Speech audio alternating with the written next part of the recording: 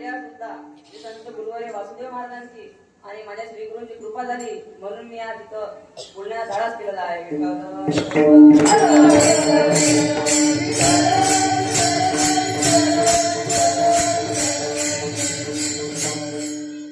या अभंगामध्ये श्री संत मुक्ताबाई आपल्या भावाला म्हणजे संत ज्ञानेश्वर महाराजांना उपदेश करतात व त्यामधून संत कोणाला म्हणतात किंवा संत कोणाला म्हणावे हे मुक्ताबाई आपल्या समाजात राबवलेल्या भावाला म्हणजे श्री संत ज्ञानेश्वर महाराजांना या अभंगामधून पटवून देतात.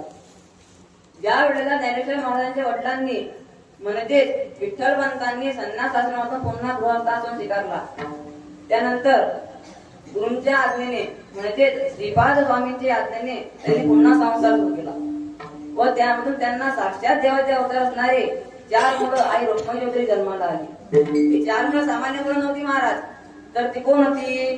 ज्ञानेश भगवान विष्णू, निवृत्ती भगवान सोपान भगवान ब्रह्मा, मुख्यात्याग ब्रह्मचित कला. ज्ञानेश्वर महाराजांच्या रूपाने साक्षात भगवान विष्णूंनी अवतार घेतला. निवृत्तीनाथांच्या रूपाने साक्षात हर हर म्हणजे भगवान शंकरांनी अवतार घेतला. सोपान काकांच्या रूपाने साक्षात ब्रह्मदेवाने अवतार घेतला व आदिशक्तीने मुक्ताबाईच्या रूपाने अवतार घेतला. हे 4 भावंड कसे होती तर याचे वर्णन महाराजांनी एका ठिकाणी केले आहे. तिन्ही देव जैसे परब्रह्मी जैसे जगी प्रगटले सूर्य जैसे हे निवृत्ती ज्ञानेश्वर सोपान मुक्ताबाई ज्ञानादीप्ती कळा. अशा प्रकारे सूर्यासारखे तेजस्वी 4 भावंड जन्माला आल्यानंतर त्या काळातील ब्राह्मण समाजाकडून या कुटुंबाला छळ सुरू झाला.